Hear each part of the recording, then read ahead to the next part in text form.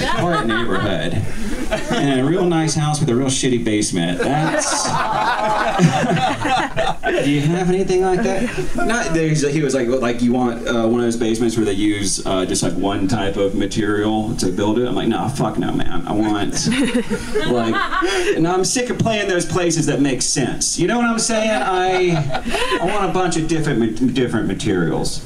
I want it to be cozy like a CIA black site. That's, like, if I need to get some answers out of someone, that's the kind of play. They're like, do you want to play inside or outside? I'm like, I want to play in a space that has like the worst of both worlds, basically. Do you have anything like that? I want to play at something that sort of like seems like an audition for an insane asylum. Do you have I want there to be beds on the goddamn walls, all right? That's what I'm looking for. If you have anything like that. I don't want it to be one of those poshy basements with a functional billiards table, all right? I'm sick of that shit, all right? If you have one, just cover it up. I don't even want to know that's what it is. I want to imagine it's a fucking mess under that blanket, all right? That's not one of those fancy basements. Just ducks and shit everywhere. That's... Guys, the Brownlows haven't paid their goddamn lake fees.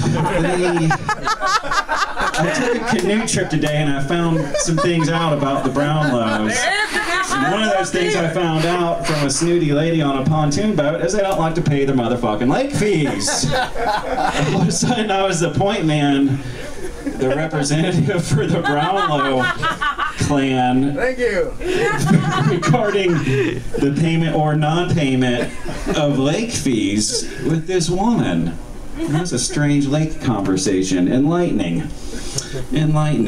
Because she started asking me something, and I was like, oh, I'm with them, and then I, like a minute later, I realized I should have said any other family on this lake. That's the problem, family.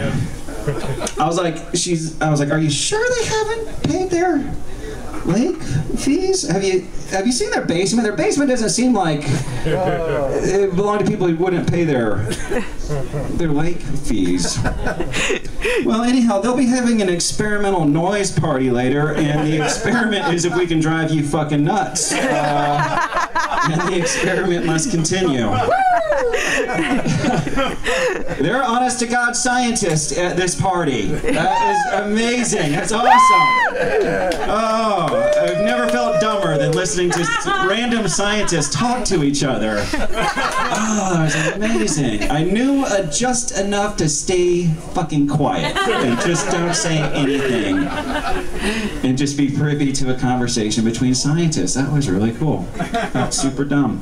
I had a friend of mine recently, he was trying to explain something to me and he goes, well, in layman's terms, and I was like, we're both college dropouts. You can just use the best terms you know. Just show off a little bit. It'll be all right. I once had a layman explain something to me in layman's terms. I didn't know what the fuck he was talking about. I just knew it was going to cost a fortune to get my transmission replaced. That's... like when laymen speak to other laymen, they just precede statements by going, in terms. Surely he doesn't have another layman joke. He does. Easiest thing in the world to read, layman's term paper. Boom! Boom, we're doing it. Comedy, music, basements, fun. Fucking first laugh of the night. Going good. Good! Boom. You got the scientist! The scientist! The scientist. Awesome, man. In Asheville, it's like all about bluegrass, pretty much. All about bluegrass. Bluegrass is an inclusive music. It brings together the Anglos and the Saxons. It's one big white blinding ball of whiteness. Oh no. Music, but like people look at music in different ways, you know. And like when the plane went down, they killed Buddy Holly and the Big Bopper and Richie Valens. Some people call it the day the music died, you know. But I bet if you were a fly on the wall of like the fourth best musician at the time, You'd hear it called like the day the music finally got good around here. The day a folk rocker finally got a break in this goddamn town. The day Buddy Holly's agent finally picked up the phone when I called. Oh, man.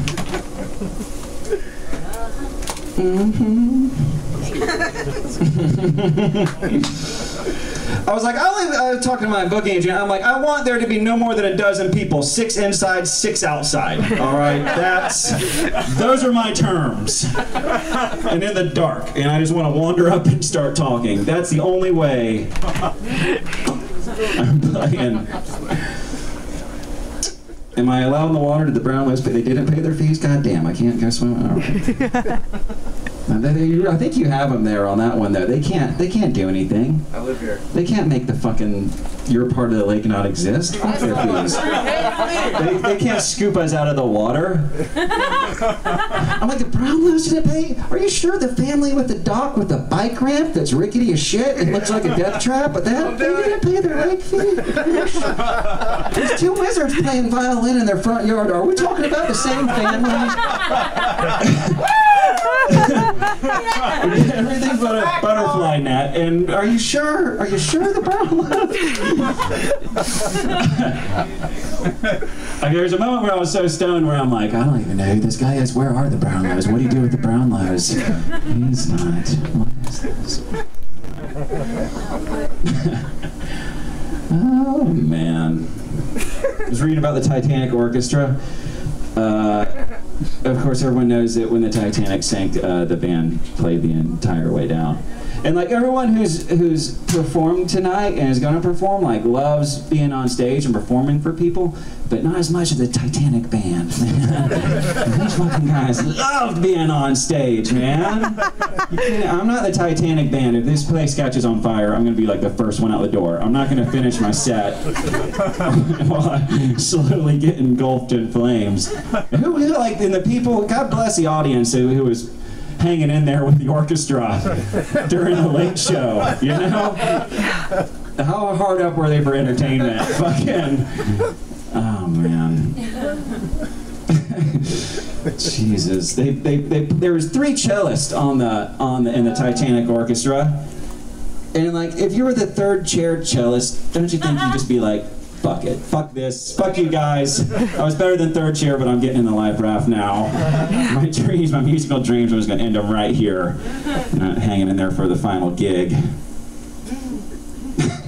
I'll be in the life raft, fellas. I'm not going to wait till someone slides off the deck so I can move up to 2nd chair screamer, basically. You know what I'm like? Oh. They played for an hour. They played for the entire time that band. The fucking ship sank, man. That's why they're famous. That's also why you don't hear anything about the Hindenburg Trio.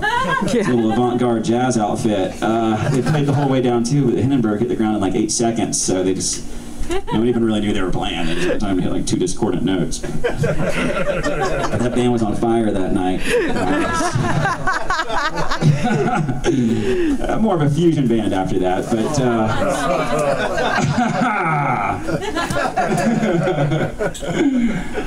oh my God. Who put the snare drummer at Gettysburg? How hard was it to find stage time back then? Where someone approaches you and they're like, we're marching into an almost certain death tomorrow. It's going to be a total fucking mutual massacre. Would you like a rifle or some stage time? Got dreams. Got dreams. Do you know the Bloody Massacre Overture? Yeah. I know that one. Do you know the Hymn of the Limbless Conscript? Yeah, no, I can learn that one. I can totally. Do you know the Chaotic Scramble Through the Woods medley? That's pretty much anything I play while we're just chaotically scrambling through the woods. Yeah, that's good. You're good. All right. Well, when the bugler dies in the first 4 minutes of battle, do you mind just playing solo for the next 3 or 4 minutes till you get shot dead? Is that cool? Yeah, man. Thanks for the gig. Also, I want to thank you for the gig. Also, thank you. I think it'd be creepy, like the night before the big battle, and your snare drummer is rehearsing, like just a little bit outside of camp. It'd be a little unnerving. I'm always playing that slow, creepy one. Fuck. Big gig tomorrow, I guess. And the flag bearer, that was a tough gig. That was a bad gig too. It was a point of pride to murder the flag bearer first. It's like when you just wake up in the morning and you're like, oh, we need to line up the sights on our guns and have our coffee. Just shoot that fucking enemy flag bearer dead right now, guys, while I get my eyes open. Maybe we'll move on to slightly hit the bugler next, fuck yeah, and then the snare drummer, and then we're just gonna start the actual battle, all right? That was a tough gig, man. It was a terrible gig. And then when the flag bearer got shot dead, which they always got shot dead, and then it was a point of pride to run over there and pick up the flag and wave it around like an asshole until you got shot dead. And then someone else would run over, pick up the flag, and it was just ongoing and repeating. There's nothing heroic about that, you know? Heroism is seeing your flag bearer go down, and then fucking Johnny Reb runs over and picks up the flag and waves around. He gets shot dead.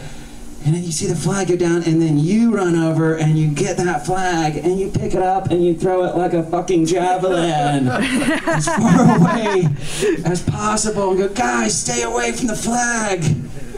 You're shooting the flag, it turns out. The worst part about being the flag bearer is the last thing you would hear when you got shot dead is the enemy snare drummer doing a rim shot. That's... There's no way to die, man. Ain't no way to die.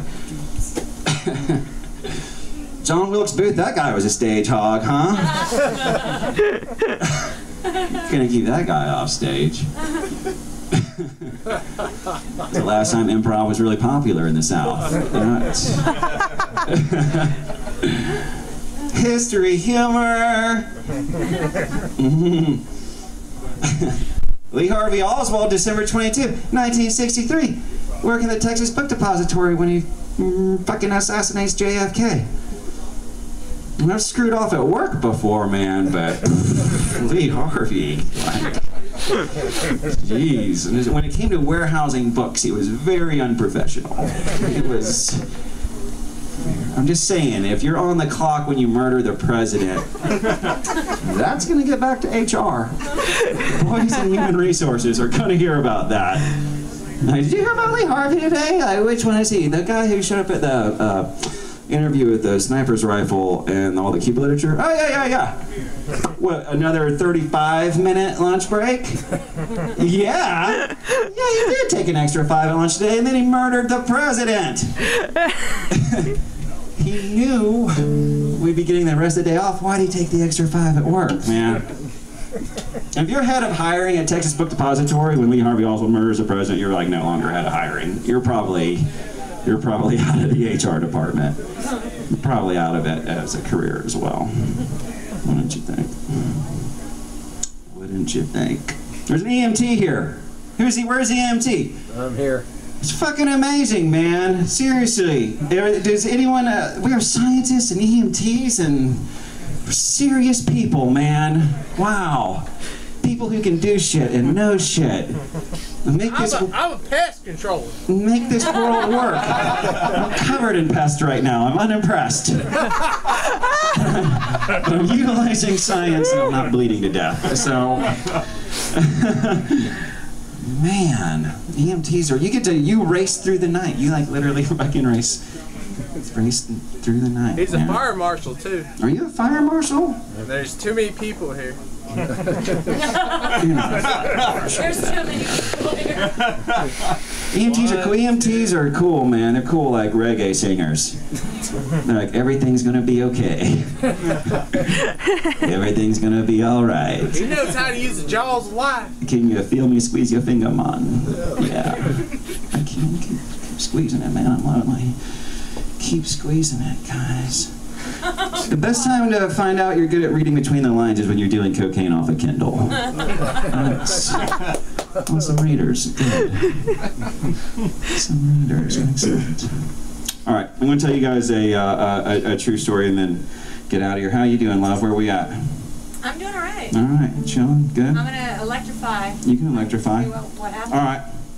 So I've got this friend who's an emergency room nurse at Mission Hospital in Asheville, North Carolina, where I live, and I was talking to him, and I was like, what do you see a lot of in the emergency room? And he was like, a lot of car crashes, motorcycle and moped accidents, drunken mishaps, and people getting things stuck inside their rectums. Yeah, so I'm like, I was at work, and I just put everything aside, you know, and I'm like, what? And he goes, believe it or not, a lot of times sweet potatoes. What? I swear to God, this is a real conversation. And I'm like, sweet potatoes? Why sweet potatoes? And he goes, because they come in all different shapes and sizes. So for every rectum, there's a perfectly shaped sweet potato. For your rectum, and for your rectum, and for everyone. For everyone's rectum, there's a perfectly shaped sweet potato. Which would be like a slogan for the sweet potato industry. Not palatable, but, you know. Play to your strong suit, though. Like, don't puncture your colon with a banana. Find a perfectly rectum-shaped sweet potato. So I'm like, what do? You just go in there and pull it out? And he's like, yeah, pretty much. He's like, if it's too far up, though, we have to cut them open. That's even partying pretty hard, you know? You need an emergency C-section to remove your rectal potato. That's when you were getting down. And you can never go back to that hospital ever fucking again either. You have to find a whole new hospital. You cannot go back like the next week and they're like, holy shit, another goddamn, like, no, I've still got the stitches from last week. I just got a little cough. I don't know. Yeah, well. And I said, who's putting sweet potatoes inside their rectums? And he goes, most of the time it's really old men. Yeah. And then they have to eventually tell their ashamed old wife or grown son or daughter about it and have them drive them to the hospital. And that's got to be a horrifying moment of truth or whatever for an old man who's just lost his sweet potato. That's he's still clinging to hope, and then you go, oh no. Oh, my hungry, gluttonous bottom has swallowed the sweet potato. Why did I get such a perfectly rectum-shaped sweet potato? There's no wiggle room, and I need help. I gotta go to someone and say, I need help. I need a lot of different kinds of help. But the first kind I need is getting this potato out of my ass. If it was me, if they were like, Tom, do you want us to call an ambulance? I'd be like, no. I want to tell this story one time at the hospital. I don't want to fucking open mic it in the ambulance. No. And I said, well, what do these old men say when they come to the hospital with this sweet potato inside them? And he goes, almost all of them say, so there I was, walking through the garden. And I slipped, and something, I don't know what, Doc, something or the other, maybe a perfectly rectum-shaped sweet potato or the something, I don't know, seems to have, yeah. So my friend the emergency room nurse said to tie a string around it. He said to tie a string around it.